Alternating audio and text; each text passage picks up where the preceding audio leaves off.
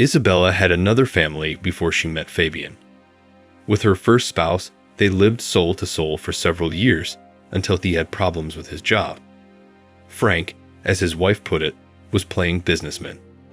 When Isabella left him, Frank was left alone with the dying business and debts. Their relationship was fractured, and neither of the two of them would save it. Frank just wasn't up to it, and Isabella didn't want to do it alone, or not at all. She met Fabian almost immediately after the divorce.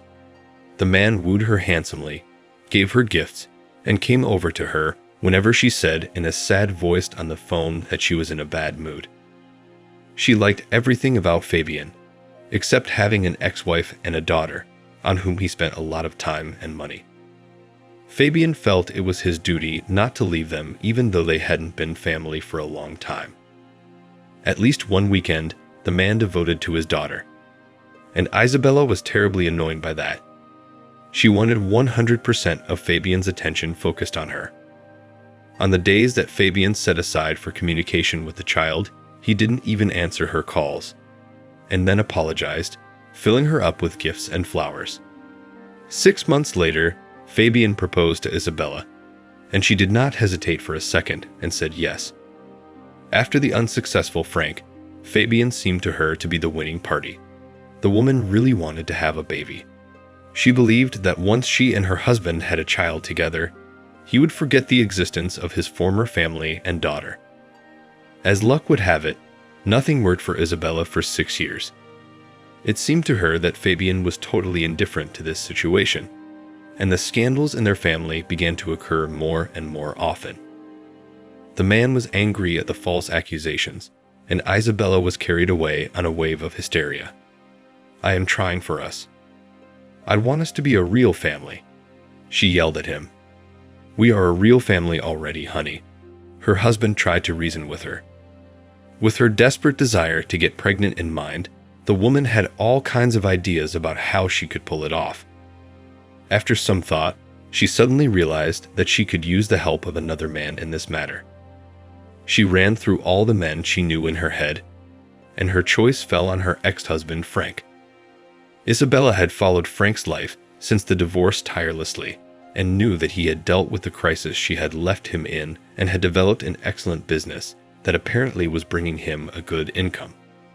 With full confidence that her ex-spouse would certainly agree to meet, Isabella called him and indeed received a positive answer. She had a definite goal in mind, but she did not talk about it at first, so as not to frighten him. When she went to the restaurant where she and Frank had agreed to meet, a fancy man stood in front of her.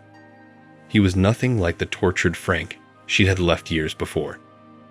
Now it was as if there was a beautiful stranger in front of her, and new yet unexplored feelings came over Isabella. The former spouses talked all evening without interruption. It was as if all those years of separation had never happened, and after that day, they began to correspond constantly on social networking sites. Isabella was flattered by her first husband's attention. She was very pleased that Frank felt something for her. The desire to have a baby with Fabian suddenly took a back seat. Isabella was carried away by communication with her former lover in secret from her current husband. She met Frank, and they spent time together. Fabian noticed a sudden change in his wife's behavior, and he thought it was quite strange. One night at dinner, he struck up a conversation that gradually led to the subject of the child. "Darling," the man asked softly, "did you go to the doctor?" Isabella suddenly woke up and opened her eyes wide. "Eh? Yes, no," she answered confusedly. "Why? Has something happened?" Calmly, her husband continued. Her wife slurred and tried to explain the reason why she had suddenly forgotten to go to the doctor, whom she had been seeing with enviable regularity for the past 6 years. The only thing Fabian understood from her speech was that they had agreed to meet less often now, to give Isabella a chance to let go of the situation and live without constantly chasing a child. The man nodded slowly in response and saw his wife exhale and relax. Fabian frowned, but said nothing more. Once, at a meeting with friends, the man shared his thoughts about his wife. He was very concerned about the abrupt change in behavior, and he could no longer digest it alone. "Look," smirked one of the friends, "lest she bring you in a hem, you'll bring up someone else later." At first, Fabian rushed to his wife's defense, trying to prove that she would never do that, but suddenly he realized that he didn't really think so. He was really terrified of the idea that Isabella had someone. He loved his wife and didn't want to lose her. Fabian apologized to his friends and left the bar. He flicked his lighter and took a drag with pleasure. Smoke enveloped his lungs. A door opened behind him, and one of his friends, Garrick, came out behind him. "Look, I don't want to pry into your soul, but if you need it, I've got the contact of a great detective." The man was surprised. "How so?" "You and Rita are the perfect couple." Garrick smiled sadly and remained silent. Fabian still nodded silently. At first, the idea of spying on his spouse took him sharply negatively, and for several days he had been fighting inside himself. One part of him was for it, and the other was against it. He wrestled between the two, not knowing what to choose.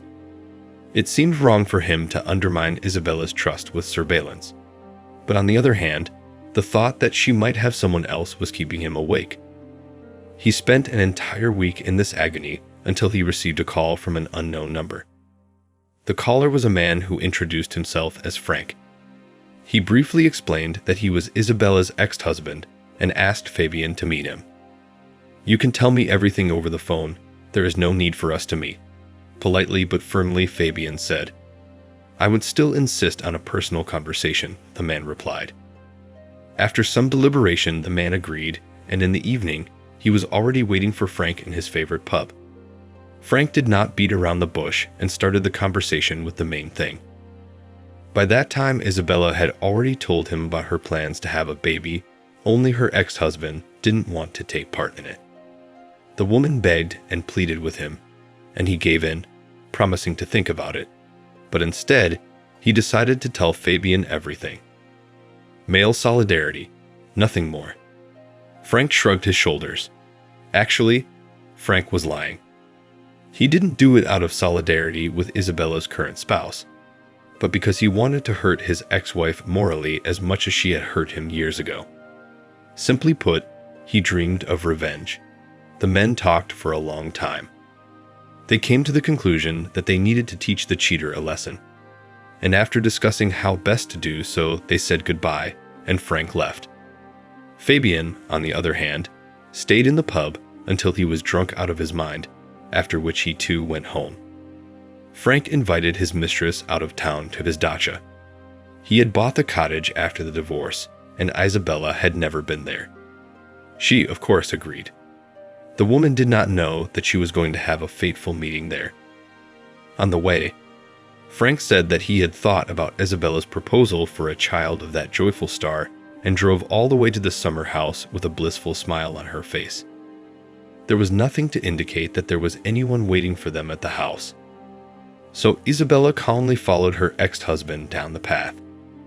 Isabella walked around the first floor and admiringly praised her first husband's taste. She liked the house.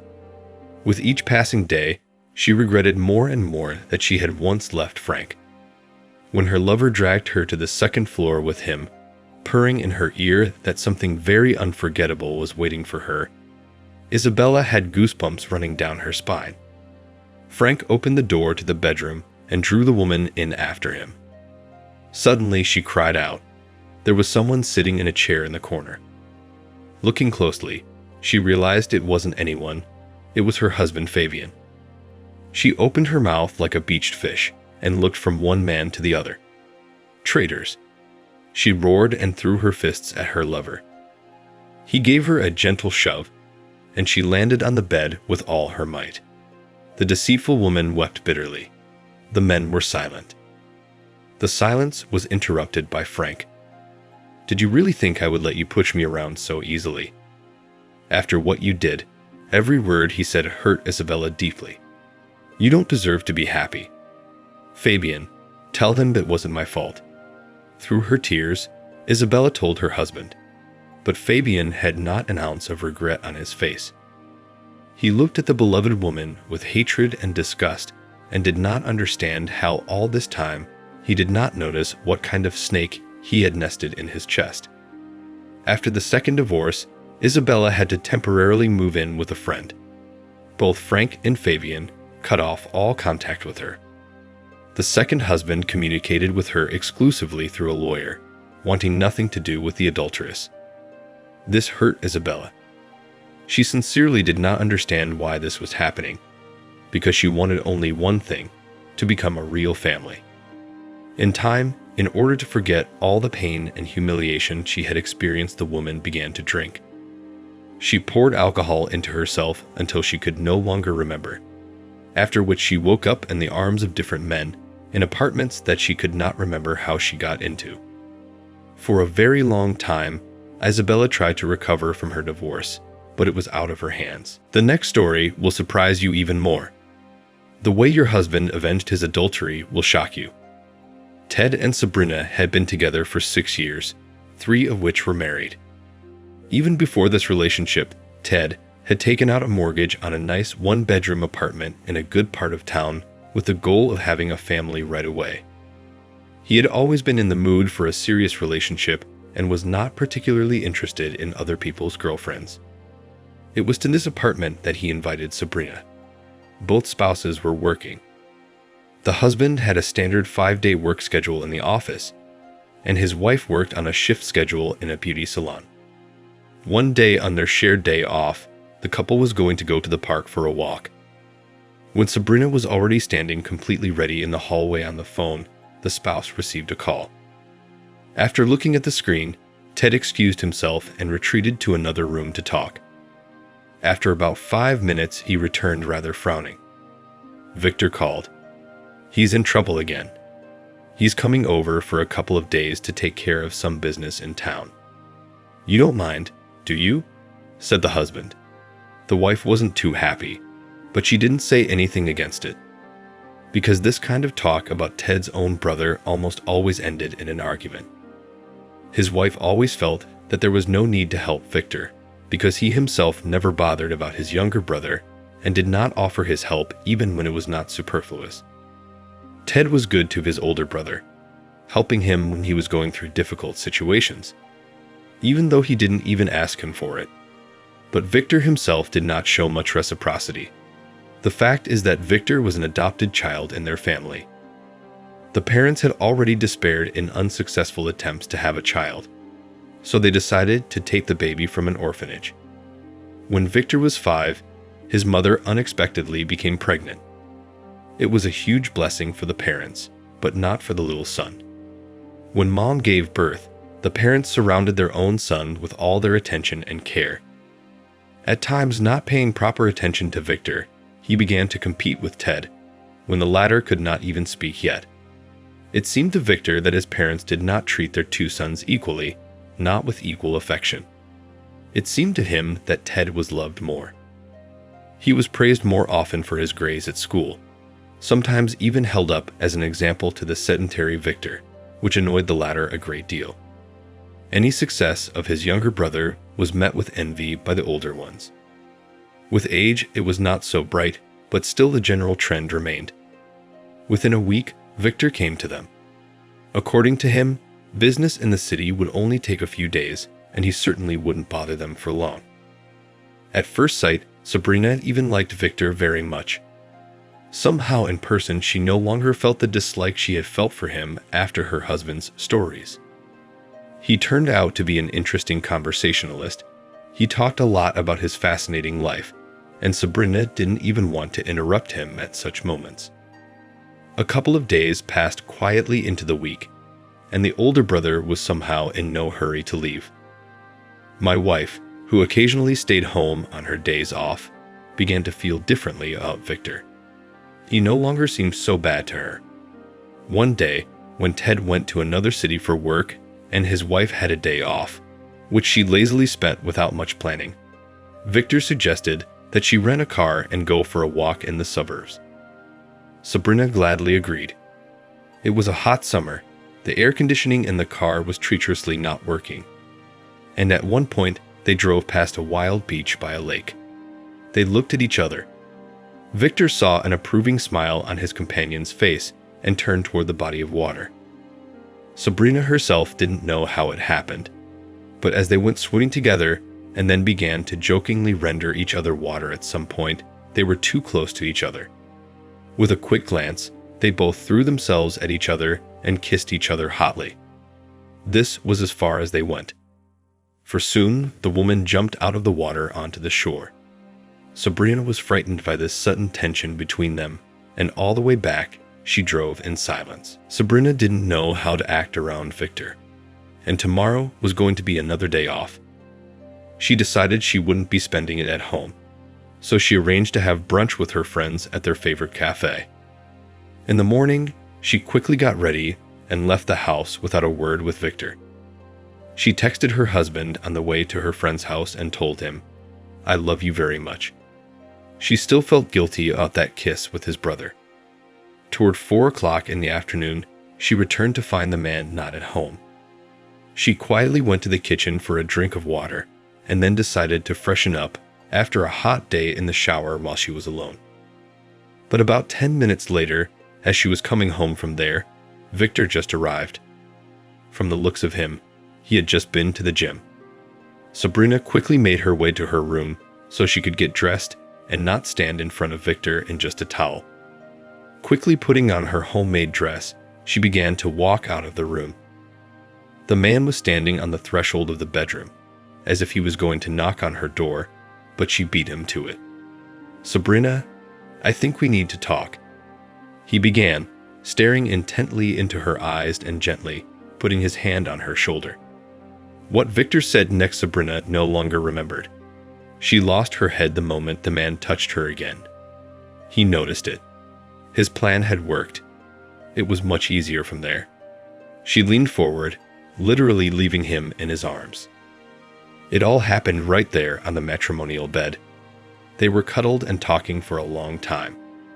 Sabrina strenuously suppressed the feelings of shame and guilt over her spouse that had come over her in the first moments of silence. It paid off. She managed to relax. Now she lay full of bliss and remembered the recent intimacy. She had never felt so good with her husband in all those years. "Will you say something about us, Ted?" Victor broke the silence. Sabrina woke from her thoughts and frowned. "Does he have to know about us?" She answered a question with a question. "Sooner or later, he will find out." Mysteriously, the man stretched out and pulled the sheet he was covering lower. They didn't know yet, but Ted didn't need someone else's confession to find out about this dastardly treason. After all, even before the trip, he had installed a listening device in his and his wife's bedroom, just in case. He thought then, but in fact deep down, he was very worried about Victor being left alone in his house with Sabrina. It was as if he sensed that something bad might happen, and his premonition did not let him down. It was only a matter of time before he listened to the tape of what had just happened between his wife and his brother. Ted was returning home with a heavy heart. Sure enough, he had listened to everything the device had managed to record that day, all of his worst fears confirmed, and he walked into the apartment as if it were not his home. Sabrina was still at work, and Victor was surprisingly not home. He was gone, after all. Ted muttered to himself and cursed at his brother. He did not call him. He knew perfectly well that Victor was just waiting to gloat. What a fool I was. The man thought gloomily as he took his wife's suitcase out of the closet. All helping him didn't respond to his harshness. That's why he got a knife in the back. Ted carefully gathered his wife's belongings so that nothing in the house would remind him of her and packed everything into bags. He had to hurry. He wanted to take all the things directly to her work. The husband drove to the salon where Sabrina worked, got a few large bags out of the trunk of his suitcase, and went to the front desk. It was clear from her wife's reaction that she had in no way expected to see her husband here, and she played hard to get excited at his appearance. But when his gaze fell on the familiar suitcase, which she usually took out only before vacations, the smile disappeared from his wife's face. "Ted, why did you bring my suitcase here?" she asked me in surprise. "You and I don't live together anymore, and I'm about to file for divorce. so that you can go on fooling around left and right with peace of mind." Ted answered as loudly as possible, so that the visitors of the salon could hear it too. Sabrina looked at her husband in shock, grabbed him by the elbow, and tried to pull him closer to the exit. "What are you talking about?" she hissed. "Don't be ridiculous." "I have a tape of what you and Victor were doing there," Ted said seriously. "So I won't see you in my house again," he added, and headed for the exit. Sabrina realized that there was no point in burying her head in the sand or denying it. And the last phrase offended her so much that she blurted it out in revenge. "You know, Victor, at least in bed, is a hot lion, not like you. You don't have to pretend." Ted didn't even turn around, which made the woman even angrier. "I'll go to him. He's better than you at everything. You mediocrity," she shouted. "Try if you can find him now." Calmly the man replied and got into his car. Unlike Sabrina, Ted knew his brother well, for they had grown up together. Usually when Victor had done something wrong, he had disappeared, and no one could find him for a long time. When he was a kid, of course, everything was solved much faster. Usually he would hide out with one of his friends, but now the situation was different. He lived in another city and was independent enough not to report to anyone exactly where he was. That's how it came out. Sabrina called him to no avail to let him know that Ted was no longer a hindrance to their relationship and that she wanted to continue their passionate connection. At some point it dawned on her that she was just another attempt by the hurt boy to jab her younger brother more painfully. The realization of this difficult divorce and the need to look again for a place to live and a new partner drove the woman into despair. But nothing could be taken back. She should have thought earlier about the consequences of her actions and where they might lead. That's the story. Share in the comments what you think about this situation and the behavior of the characters.